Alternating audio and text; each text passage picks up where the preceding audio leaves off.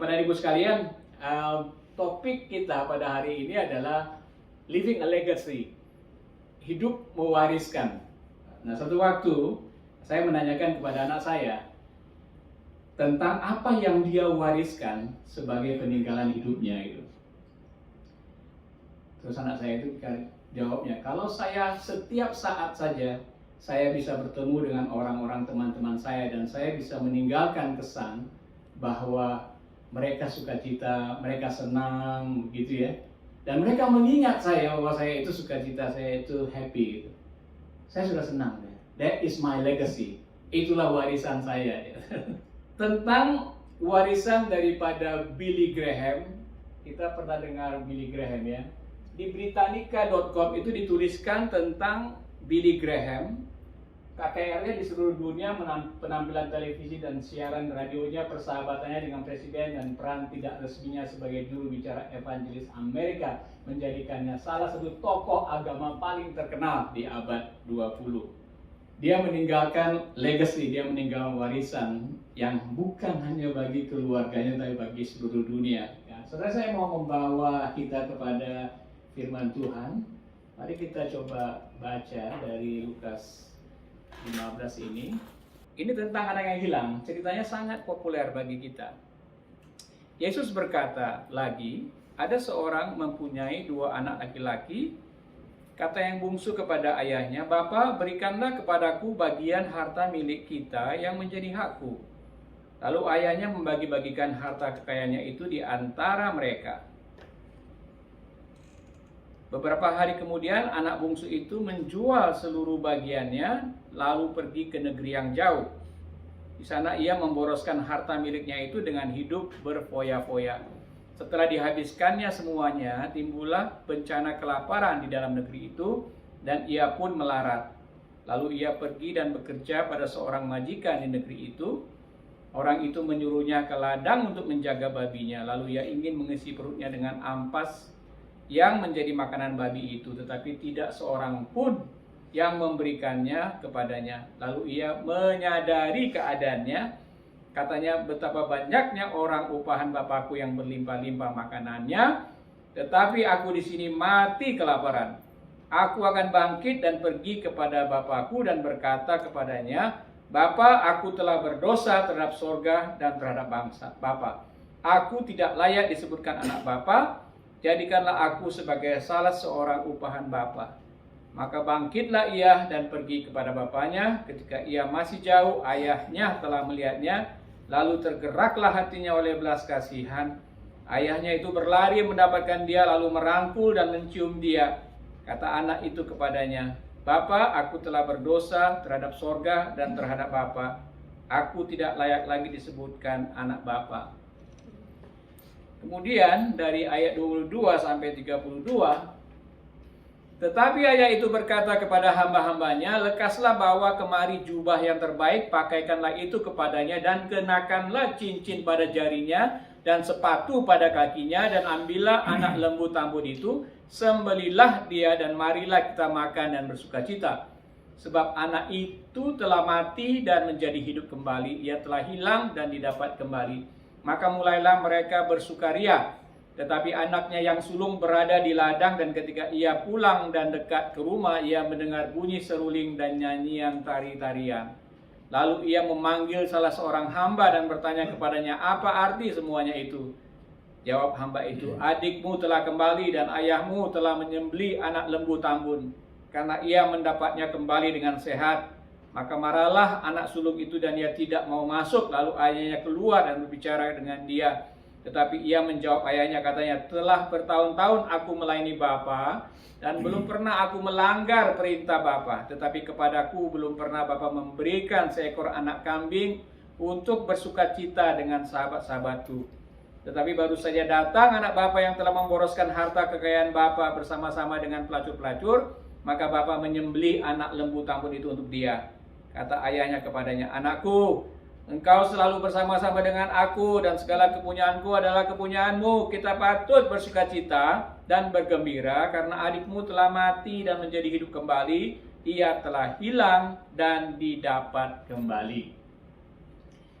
Kesempatan kita hidup, saudara, adalah untuk mewariskan kepada keluarga terdekat. Umumnya, bila anak-anak sudah besar, kita punya relasi yang berbeda ya. Walaupun mereka anak kita, tapi mereka adalah individu orang dewasa. Mereka tidak bisa lagi kita kasih tahu seperti usia 5 tahun yang secara hukum juga di negara ini mereka bertanggung jawab sendiri. Ya enggak? Secara hukum, 18 tahun mereka bertanggung jawab sendiri atas perbuatannya. Jadi ini tentunya mempengaruhi dinamika relasi orang tua dan anak. Salah satu dinamika itu khususnya untuk hal-hal rohani. Kita siap untuk agree to disagree. Kita siap setuju untuk adanya perbedaan antara kita dengan anak-anak kita. 70% anak-anak yang dibesarkan di kalangan orang percaya di Australia ini, saudara, setelah di Australia dan Amerika juga, setelah yang adult, setelah usia 18 sampai 30 tahun, tidak lagi mengikuti warisan rohani orang tuanya. 70% katanya. Entah itu pilihan gaya hidup, minum-minuman, mabukan, entah itu pasangan hidup, hidup bersama tanpa nikah, entah itu pekerjaan dan lokasi. Banyak hal-hal lain yang kita lihat berbahaya bagi rohani dan pertumbuhan mereka, namun mereka bukan lagi anak kecil. Nah, tantangannya adalah bagaimana sikap kita untuk tetap hidup mewariskan kepada mereka. Dari firman ini kita bisa melihat ada 4 hal yang mungkin kita bisa bawa pulang, saudara. Yang pertama adalah tentang yang terakhir ya, ketika di akhir itu dikatakan di ayat 32, kita patut bersukacita dan bergembira karena adikmu telah mati dan menjadi hidup kembali. Ia telah hilang dan didapat kembali. Prinsip di ayat 32 ini, seorang bapa mengatakan kebenaran kepada anak yang keduanya ini. Bagi bapaknya, prioritas yang pertama itu adalah ketika anak itu kembali. Bagi anaknya, keadilan mungkin.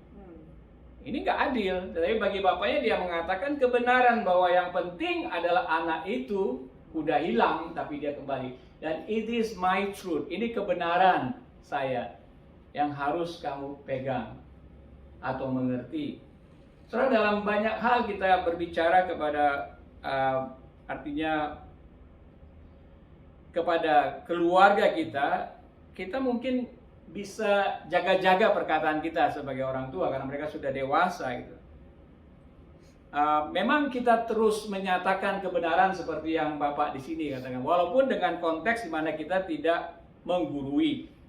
Nah, Yesus adalah kebenaran, sedangkan di dalam dunia ini iblis adalah bapa daripada segala kebohongan. Karena ada 2 hal yang berbeda, di mana Yesus adalah sumber kebenaran, dia adalah kebenaran, tetapi dalam dunia ini penuh dengan kuasa iblis yang dia memberikan kebohongan-kebohongan.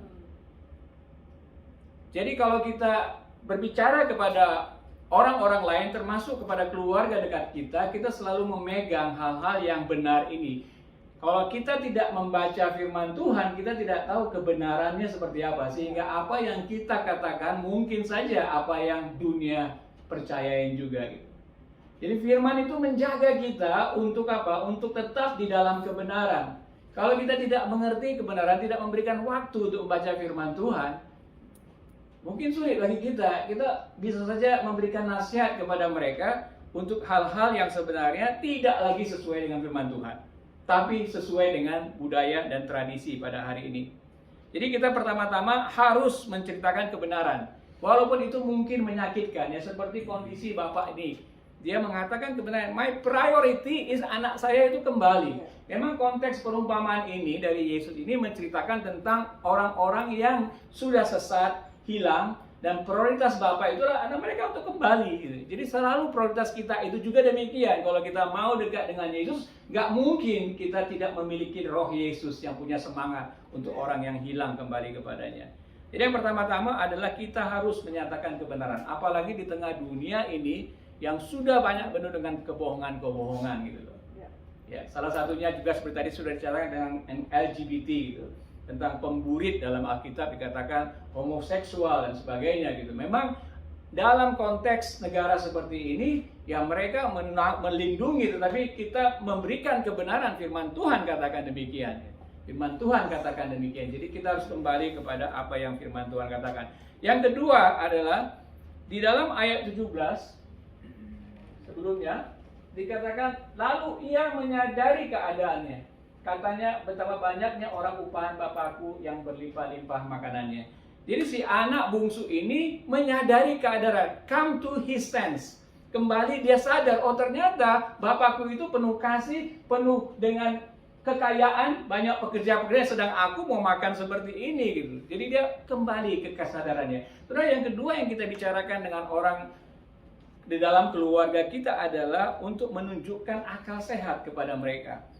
Reality check di ayat 17. Nah, saya punya satu pembicaraan dengan anak saya yang paling tua. Waktu itu dia belum punya anak gitu ya. Tapi dia sedang kerja, kemudian dia juga melanjutkan uninya, dan ini membuat dia sulit ya untuk bisa membagi waktu karena dia kerja, karena dia ikut uni. Nanti kalau saya punya anak, kan repot saya gitu loh. Nah kemudian saya bicara kepadanya, kamu tuh sebenarnya sudah punya gene atau genetik kamu seperti itu, karena memang waktu istri saya menikah begitu, dia selesai medical dokter akan teorinya 4 tahun dan kemudian kita menikah. Prakteknya dia belum jalankan 2 tahun gitu. Jadi pada waktu kondisi dia memiliki atau dia bayi, ibunya juga masih melanjutkan pekerjaan atau pelajaran residensial di rumah sakit gitu. Nah, waktu itu saya bicarakan kepada dia, dia come to her sense gitu loh. Dia sadar, oh ya, kalau gitu dalam diri saya bisa. Karena banyak orang takut ya, ini kesibukan uni, kesibukan keluarga, ya ngurusin suami dan kemudian pekerjaan, ditambah lagi dengan anak gitu loh. Tapi ketika saya membicarakan kenyataannya, ibumu pernah mengalami itu. Dia pernah belajar sambil memelihara kamu sebagai anaknya gitu. Dan dia come to her sense. Akhirnya dia dan suaminya memutuskan gitu. Dan dapatlah saya cucu gitu ya. Jadi kita perlu di dalam relasi dengan anak-anak seperti ini untuk menunjukkan akal sehat, reality check kepada mereka gitu. Kadang-kadang dalam kondisi di mana mereka memilih seseorang, pasangan hidup begitu, dia bisa saja menyukainya karena jatuh cinta gitu ya. Tetapi tidak melihat profil orang yang dicintainya, mungkin belum bertanggung jawab, tidak ada pekerjaan yang tetap dan sebagainya gitu. Nah kita bilang sama dia, reality check, kamu hidup itu bukan hanya karena cinta, kamu hidup itu juga karena uang untuk makan gitu. Jadi akhirnya come to their sense gitu loh, menyadarinya gitu. Jadi hal-hal begini kita harus bicarakan. Yang pertama tadi adalah kebenaran, yang kedua adalah common sense, kembali kepada reality check. Bicara tentang statistik, ya memang kita melihat statistik 70% orang-orang Kristen anaknya itu tidak lagi mengikuti iman orang tuanya. Yang ketiga saudara, di ayat 22 ya. Di ayat 22 ini dikatakan tentang, tetapi ayah itu berkata kepada hamba-hambanya, lekaslah bawa kemari jubah yang terbaik. Pakaikanlah itu kepadanya dan kenakanlah cincin pada jari dan sepatu pada kakinya. Di ayat 21 dikatakan, atau ayat 20, ketika anak itu pulang dan ketika ia masih jauh, ayahnya telah melihatnya, lalu tergeraklah hatinya oleh belas kasihan. Ayahnya itu berlari mendapatkan dia, lalu merangkul dan mencium dia. Saudara, di sini kita harus tetap mengasihi apapun keputusan mereka. We have to love them. Seperti bapak ini, dia tidak tahu pertobatan anaknya seperti apa, tapi action yang dia lakukan kelihatan bahwa dia menunggu. Waktu masih jauh dia datang mendekat. Jadi aksi kasihnya bukan karena sebagai sentimental, oh ini anak saya, tapi aksi kasihnya itu aksi yang menunjukkan he is waiting, dia menunggu untuk anak itu kembali. Attitude, postur untuk menantikan kembalinya anak itu adalah satu pertunjukan kasih bapak ini. Nah kalau anak kita jatuh, siapa yang memiliki iman gitu? Maksudnya iman untuk bisa berdoa di hadapan Tuhan untuk mereka.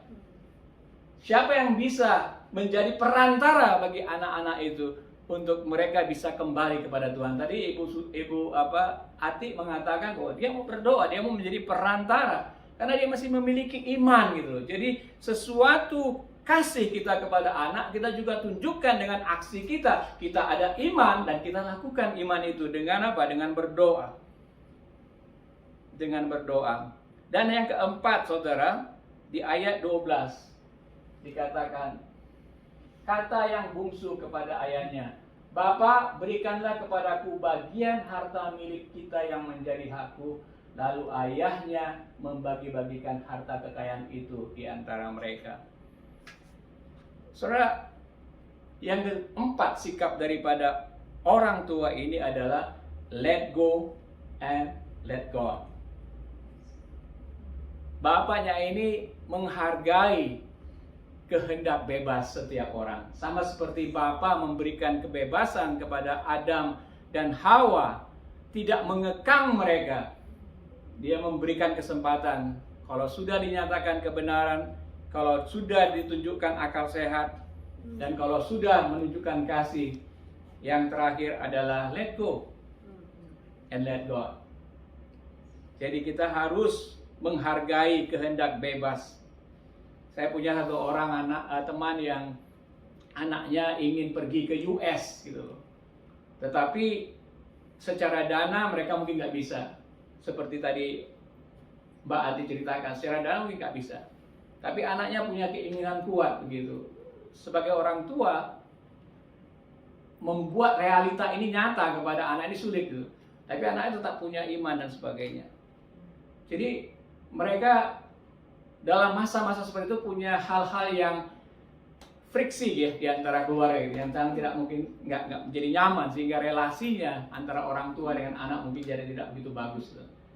Nah kemudian terakhir dia berbicara kepada saya tentang bagaimana kita sebagai orang dewasa, kita tidak lagi berhadapan dengan orang anak kecil gitu, tapi mereka sudah punya keinginan mereka sendiri. Jadi kita harus melihat bahwa kita sudah menyatakan semuanya ini, ya let go. Biarkan dia pergi dan kemudian kita berdoa gitu. Kita berdoa untuk dia. Jadi 4 hal ini saudara yang kita bisa pelajari untuk hidup kita bisa mewariskan kepada anak-anak kita. Yakni yang pertama adalah untuk kita bisa menyatakan kebenaran, selalu menyatakan kebenaran. Kalau kita tidak kembali kepada firman Tuhan, sulit saudara. Kita harus kembali ke situ. Dan kemudian kita harus menggunakan akal sehat kita. Reality check kepada mereka. Dan yang ketiga adalah tetap mengasihi, walaupun mereka mungkin melakukan apa yang tidak kita inginkan sesuai dengan value kita. Dan yang keempat adalah let go and let God.